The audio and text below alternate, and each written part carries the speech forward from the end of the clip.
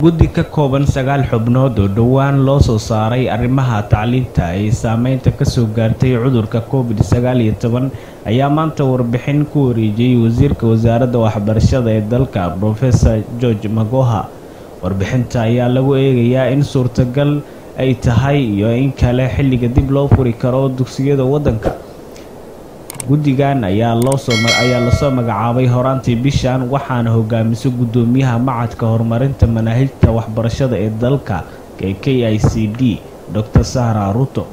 wargeyska The Standard ee ka soo baxo gudaha dalka ayaa ku waramaya in guddi ay dhawaan dowladda dhexe magacawday uu soo jeediyay in bishii 9aad ee sanadkan dib loo furo dugsiyada waddanka.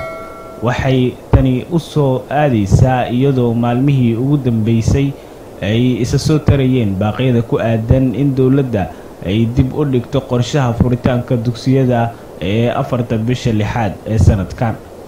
guddigan ayaa doonaya in mudnaanta koowaad la siiyo ardayda sameynaysa imtixaanaadka qaran ee KCPE iyo KCSE-da oo tiro ahaan dhan 1.8 milyan oo arday ah.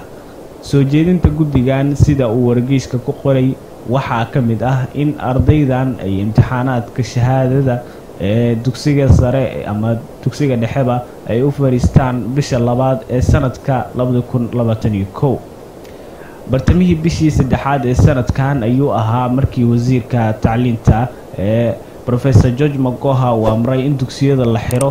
tan iyo xilligaasna ardayda ayaa ku sugan guryahooda waxayna dowladda sheegaysaa in casharada qaab online ah lagu bixiyo.